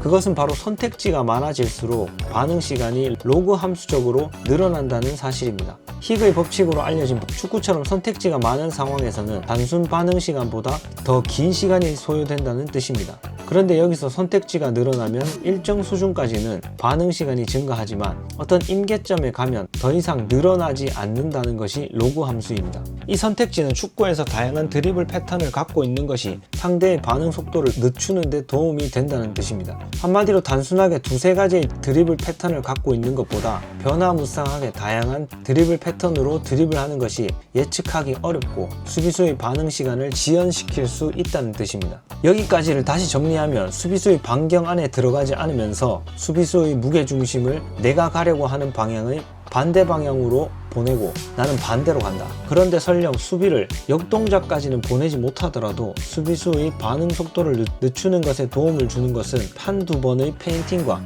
변화무쌍한 패턴을 갖고 있는 것이 좋다입니다. 또 여기서 아주 중요한 사실이 있는데 바로 운동학습에서 말하는 그 유명한 피츠와 포스너의 운동학습 단계입니다. 무려 1967년에 발표되어 이후에 이를 보완하는 여러 이론들이 나왔지만 가장 직관적이고 기초적으로 운동학습에 대해 설명할 수 있는 이론이라 이걸로 설명드리겠습니다. 되게 간단합니다. 먼저 인지 단계에서는 어떻게 움직일지 머리로 계속 생각해야 하고 모든 주의 집중이 그 동작에 쏠려 있습니다. 두 번째는 연합 단계입니다. 과제에 대한 숙달이 높아지면서 이때는 주의 집중이 조금씩 분산됩니다. 축구에서 가장 중요한 주변을 인식할 수 있게 된다는 것이죠. 세 번째 단계는 자동화 단계입니다. 동작이 무의식적으로 나오는 단계로 내 몸의 움직임에는 주의를 거의 쓰지 않고 전술이나 상대방의 움직임에 주의를 쓸 수 있는 단계로 설명합니다. 마치 축구 코치님들이 헤드업을 강조하는 것과 같은 맥락입니다. 사실 첫 단계인 인지 단계에서는 헤드업을 하기가 어렵죠. 공도 잘 못 다루는데 어떻게 공을 안 보고 상황을 보겠습니까? 그런데 야구공을 손에 쥐고 드리블 한다고 생각해 봅시다. 그럼 상대의 무게중심을 보고 드리블 하기가 훨씬 수월하겠죠? 손에 쥐고 그건 불가능하겠지만 손에 쥔 것만큼 숙달하는 것, 이 자동화 단계까지 가는 게 우리가 추구하는 목표입니다. 그것도 무려 축구 레전드들의 드리블 패턴을 우리 몸에 이식하는 거죠. 급박한 경기 중에 이렇게 복잡한 생각을 하면서 축구하는 선수는 당연히 없습니다. 아마 모르긴 몰라도 메시에게 물어보면 수비가 왼쪽으로 가길래 오른쪽으로 갔다, 이렇게 단순하게 생각하면서 플레이할 겁니다. 그만큼 수비수의 자세를 보고 경기 상황에 맞게 그것을 기반으로 내가 가진 드리블 패턴을 사용하는 그 프로세스가 자동화되어 있기 때문입니다. 하지만 이렇게 장황하게 설명드리는 이유는 페인팅 동작이나 감속과 가속으로 수비수의 무게중심을 흔들면 공격수가 그만큼 유리하다는 것을 체감할 수 있도록 하기 위함입니다. 그리고 프로 선수들은 당연히 몸으로 알고 행하는 패턴의 원리, 즉 머릿속에서 일어나는 일들을 알려드리는 것이 중요하다고 생각했습니다. 자, 그러면 다시 정리해 보겠습니다. 먼저 상대 수비를 제치기 위해서는 수비 반경 안에 들어가지 않는 것이 좋다. 만약 수비 반경 안에 들어가 있다면 벗어나는 것이 좋다. 그리고 두 번째는 상대의 무게중심을 움직이고 반대로 움직이면 된다. 세 번째는 앞선 두 가지 전제를 실현하기 위해서는 1편 영상에서 소개해드린 25가지 드리블 기술들이 축구 역사상 가장 많이 증명된 기술이다. 이것을 생각 안 하고 쓸 수 있도록 자동화하는 것이 우리가 할 수 있는 가장 이상적인 일이다. 즉, 저희가 소개한 대부분의 드리블 동작은 축구 역사에서 가장 많이 증명된 기술들, 무게중심을 반대로 보내서 역동작을 만들거나 혹은 수비수의 가속과 감속을 의도적으로 만들고 우리는 한 발 먼저 움직이는 동작들입니다. 실제 경기에서 내가 상대의 반응을 보고 거기에 맞는 동작이 나온다면 가장 베스트 하겠지만 가장 현실적인 장면은 상대의 반응을 보고 내가 동작하는 것과 상대의 반응을 예측해서 내가 동작하는 것, 그 사이 어디쯤이라고 생각합니다. 그럼에도 불구하고 두 경우 모두 동작의 자동화를 만드는 것이 무조건 수비를 제치는 실력 향상에 도움이 됩니다. 당연하겠죠? 아우트로. 자, 이제 레전드들의 동작들도 다 소개해드렸고 상대의 무게중심과 자세를 보는 법도 다 알려드렸습니다. 머리로는 다 이해가 되는 상태가 되셨죠? 마지막 3편에서는 동작과 패턴을 경기 중에서도 무의식적으로 사용할 수 있도록 자동화시키는데 얼마나 어떤 연습을 어떻게 하느냐 하는 내용입니다. 3편까지 보시고 따라 연습하신다면 분명히 자신의 팀에서 뭘 한 거냐고 궁금해하는 사람들이 생길 겁니다. 실력이 비약적으로 상승하기 때문이죠. 어떻게 하냐고요? 저희가 그랬으니까요. 긴 영상 봐주셔서 감사합니다. 행복한 하루 되세요. 실제 축구에서 수비수 제치는 기술 3편, 경기 중에 사용하려면 어떻게 연습해야 할까? 실제 축구에서 수비수 제치는 기술 시리즈의 마지막입니다. 여기 3편까지 오신 분들 대단하십니다. 1편에서는 축구에서 대표적인 수비 제치는 기술을 알아보았고 2편에서는 이 기술들을 어떤 원리에 의해 어떤 때 어떻게 사용해야 하는지 알아보았습니다. 소개해드린 23가지 드리블 모두를 저희 사커 튜토리얼 팀이라고 해서 매번 경기 중에 즐겨 쓰는 게 아닙니다. 저희 역시 콘텐츠를 만들기 위해 역사적으로 가장 많이 검증되고 쓰이는 기술들을 추리고 꼭 필요한 것들로 정리해서 촬영하면서 느낀 점은 저희도 잘 안 쓰던 기술을 소개하기 위해 촬영한다고 몇 번 해보니까 실제 경기에서 나오더라는 겁니다. 그게 중요합니다. 한 번이라도 따라해보세요. 그게 중요하다는 말씀을 꼭 드립니다. 이제 대망의 3편에서는 실제 축구에서 사용하려면 어떤 훈련을 얼마나 해야 할지 알아보겠습니다. 끝까지 보신다면 당신이 속한 리그에서 수비수를 더 많이, 더 쉽게, 더 상황에 맞게 제치실 겁니다. 당신이 속한 리그라고 표현하는 이유는 60대 조축 형님이 연습한다고 20대 K4 리그 현역 선수를 제칠 수는 없기 때문입니다. 2편에서 설명드린 가속과 감속, 반응 속도에서 역동작이 걸리더라도 K4 현역 선수는 다시 따라갈 만큼 60대 조축 형님이 느리기 때문입니다. 저희가 말씀드리는 내용은 최소한 반응 속도와 순간 가속이 비슷하거나 약간 느린 정도의 수준에서 효과를 낼 수 있는 원리와 내용입니다. 하지만 믿고 따라오신다면 자신이 속한 리그에서는 확실한 실력 변화를 경험하실 겁니다. 그게 플랩이든 조기축구든 야간 리그든 심지어 프로 레벨의 경기라 할지라도. 자, 그럼 드리블 패턴도 알고 수비수의 수비 반경과 수비수의 자세도 알고 무게중심을 볼 줄도 알고 무게중심을 흔드는 기술들까지 아니까 이제는 수비수를 다 제칠 수 있겠죠? 그렇게 된다면 얼마나 좋겠습니까? 아직 한 가지 남았습니다. 어떻게 무의식적으로 사용 가능하게 자동화 시킬 거냐 하는 문제입니다. 가장 중요한 것은 많이 해보는 겁니다.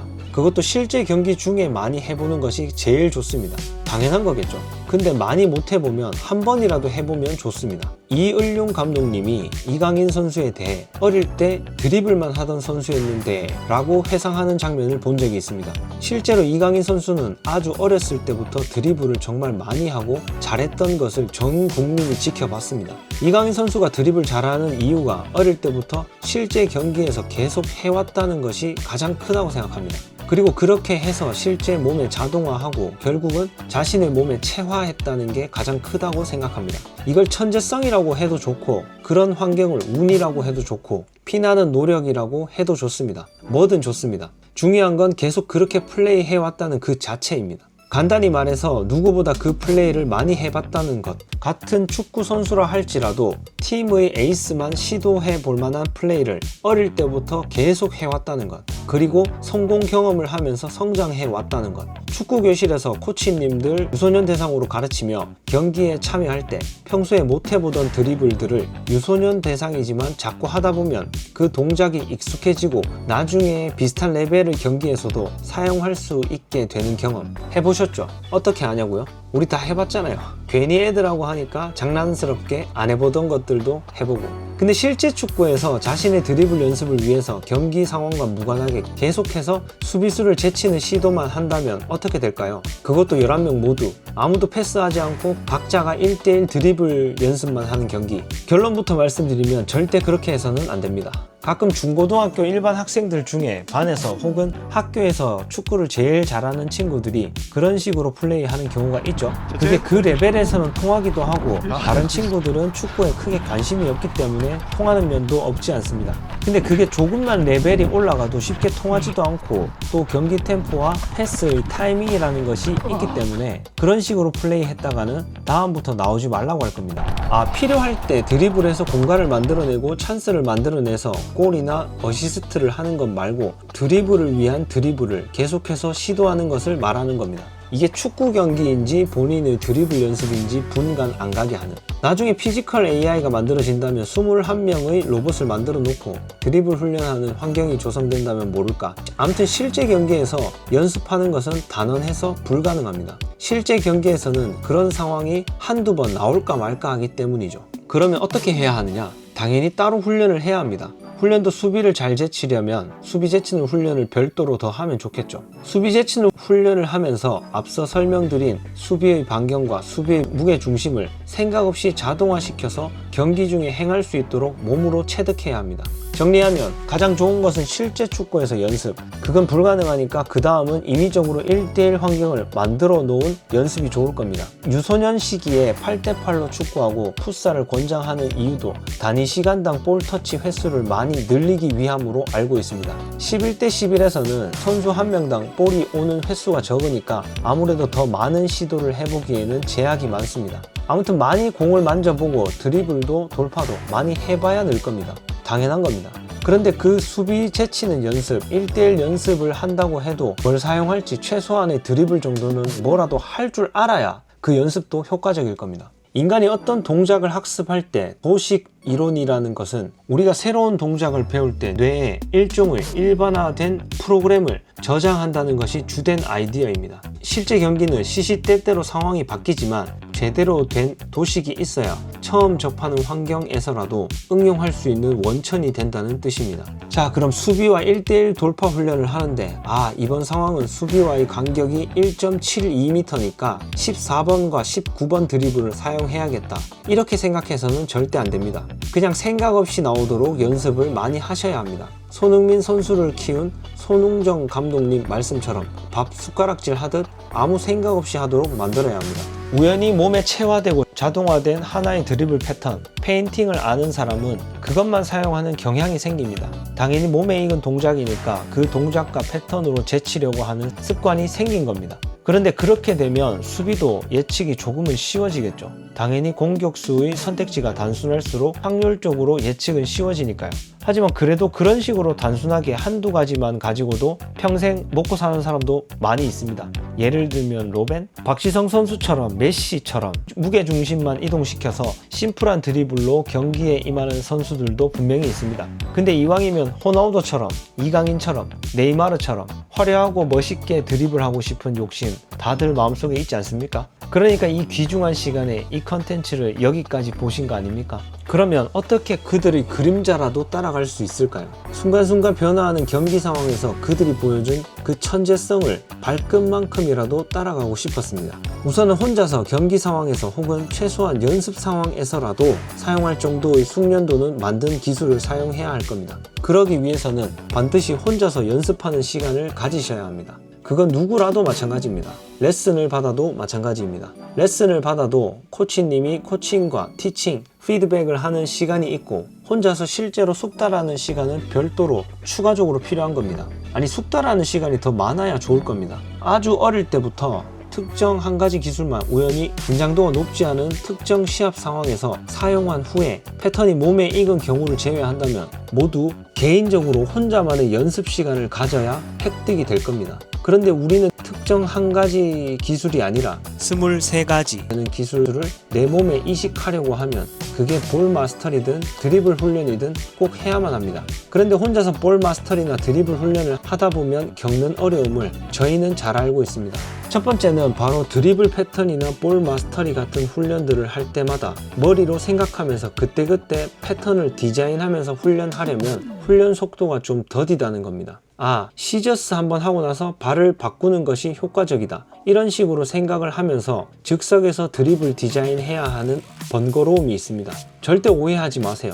경기 중에 늘 드리블을 디자인하라는 게 아닙니다. 연습할 때 다양한 드리블 패턴을 조합해서 연습하고 경기 상황에 맞게 자동화하려는데 바로 그 연습을 하는 단계에서 연습 때마다 생각을 해서 만드는 것이 번거롭다는 뜻입니다.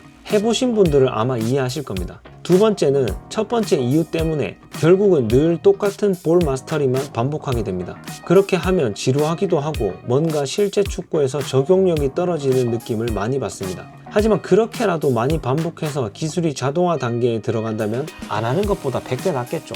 저희는 그런 시행착오를 거쳐서 오랜 고민 끝에 수비 제치는 홈트를 만들게 되었습니다. 저희 수비수 제치는 드리블 홈트의 드리블 패턴은 역사적으로 증명된 레전드 선수들의 드리블 동작을 분석, 연구, 조합해서 훈련하는 사람은 별다른 생각 없이 꾸준히 따라만 하면 동작이 내재화되고 동작이 이식될 수 있도록 설계했습니다. 저희가 소개한 드리블 기술만 해도 23가지 물론 실제로 가장 많이 쓰이고 많은 검증을 거친 기술들로 추린 게 23가지. 이 기술들을 2가지씩만 조합해도 625가지의 패턴이 됩니다. 3가지를 조합하면 15,625가지가 됩니다. 이 15,625가지 다 외워서 쓴다는 게 말이 안 되죠.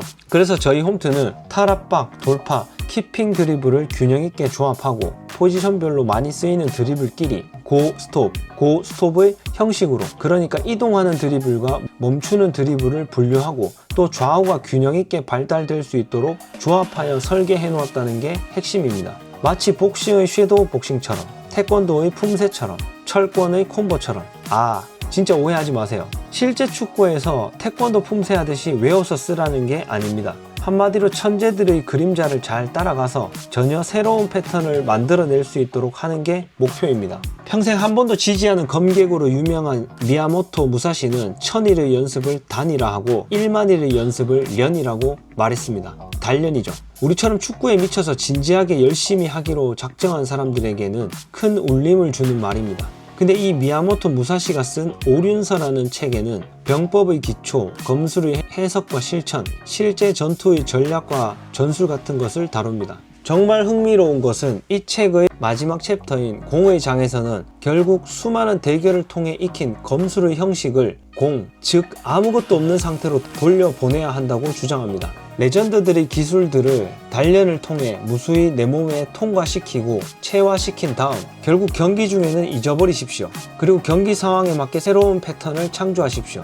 그것이 저희가 추구하는 바입니다. 예전 무협 영화 취권인지 기억은 안 나는데 그 영화에서 보면 오해가 생겨서 고수는 싸울 생각이 없는데 하수들이 막 공격하면 고수가 무의식적으로 본능적으로 다 피하면서 싸우기 싫다는 제스처를 취하면서도 하수들이 한 대도 못 때리는 장면이 있습니다.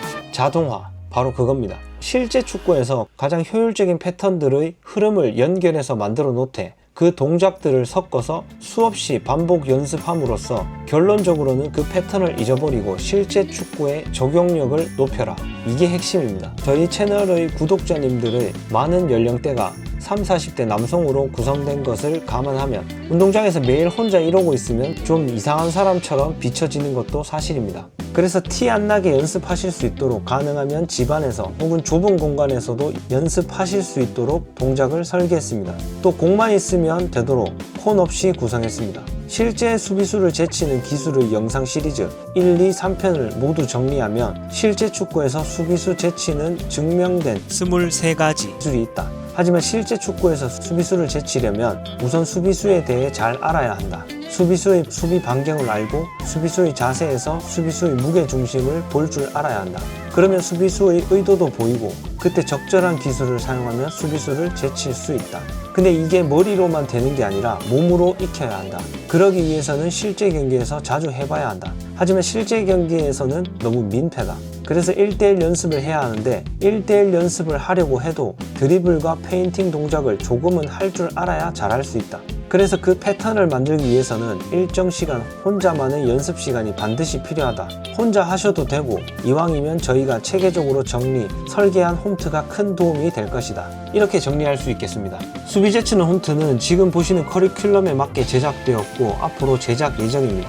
총 15강으로 구성되어 있고 하나의 강은 약 20분 정도로 매일매일 따라 하실 수 있도록 구성되어 있습니다. 그리고 하나의 동작은 33개를 반복하는 것으로 한 달 30일을 따라 하시면 1000번을 반복하시게 되는 겁니다. 그런데 1000번을 안 하시더라도 최소한 한 번 따라 해보신 것과 안 해보신 것은 차이가 크기 때문에 홈트를 구매 안 하시더라도 영상 보시고 꼭 따라 해보시기를 추천드립니다. 개인적인 생각으로 1000번이면 어느 정도 실전에서 구사는 가능한 정도이고 10,000번이면 실전에서 거의 생각 없이 거의 미스 없이 자동화 단계에서 구사하고 응용도 가능하실 수 있다고 생각합니다. 1만 번 하시려면 20분짜리를 10번 하면 200분, 매일 약 3시간을 하셔야겠네요. 혹은 20분짜리로 2번씩 하루 40분씩 5개월 하시면 단련된 상태, 자동화에 이른 상태가 될 것이라고 확신합니다. 저희가 홈트를 체계적으로 설계하지만 절대로 해드릴 수 없는 건 연습 그 자체입니다. 핵심은 구매만 하신다고 되는 게 아니라 실제로 연습하셔야 합니다. 그것도 아주 많이 하셔야 합니다. 정말 간절히 연습하실 분들만 구매해주세요. 저희가 조금이라도 덜 지루하게 만들어 놓았지만 막상 해보시면 정말 지루한 반복의 연속입니다. 신중하게 구매해주세요. 그리고 연습하시는 모습 동영상으로 아래 메일로 보내주십시오. 얼굴은 안 나오셔도 되고 길이가 짧아도 됩니다. 보내주시기만 해도 저희 사커 튜토리얼 국대 논슬립 양말을 선물로 보내드리겠습니다. 최우수 훈련 후기에 선정되시는 분께는 원하시는 축구화를 말씀해 주시면 하나 사서 보내드리겠습니다. 훈련하시면서 느낀 점을 솔직하게 보내주시면 선정 확률이 더 높아지겠죠? 보내주신 영상은 저희 채널 영상 자료로 활용될 수 있습니다. 실제 축구에서 수비수 제치는 기술 4편의 주인공은 당신이 되어주세요. 여러분들이 진짜로 축구를 잘 하기를 간절히 소망합니다. 저희도 연습할 때 매번 새로운 패턴을 생각하면서 연습하는 게 불편해서 저희가 훈련할 때 쓰려고 제작한 이유도 있습니다. 함께 훈련하고 함께 성장합시다. 당신이 초등학생이든 주부든 고등학교 선수든 프로 선수든 상관없습니다. 천일의 연습, 단 만일의 연습, 련을 해야 합니다. 호날두, 손흥민도 프로 선수 된 후에도 개인 훈련을 하니까요. 으로 보이시는 화면은 제작 중인 홈트와 유사하지만 홈트 영상이 아닙니다. 축구 레슨 1회에 5만원 정도인 것을 감안할 때 한번 구매하시면 15강의 홈트 영상이 나가기 때문에 4회에서 6회 정도의 레슨 비용이라고 생각하시면 이해가 쉬우실 겁니다. 또 레슨의 특성상 24시간 내내 붙어서 강조하고 가르칠 순 없지만 저희 홈트 서비스는 가능하기 때문에 그것 또한 또 하나의 강점이라고 말씀드리고 싶습니다. 추후에 15강의 홈트 영상이 모두 공개되면 결제 방식과 혜택이 크게 바뀌어 매달 결제하는 방식으로의 전환이 될 겁니다. 지금 미리 구매하신 분들은 추가 결제 없이 모두 이용하실 수 있습니다. 그래서 열심히 훈련하실 결심을 하셨다면 지금 구매하는 것이 여러모로 효과적입니다. 여기까지 다 보신 당신은 정말 축구에 대단한 열정을 가진 분입니다. 곧 축구 고수가 되실 겁니다. 지금도 고수시라면 지금보다도 훨씬 더 고수가 되실 겁니다. 축구에 대한 저희의 진심과 당신의 진심이 통하리라 믿습니다. 긴 영상 봐주셔서 감사합니다. 행복한 하루 되세요.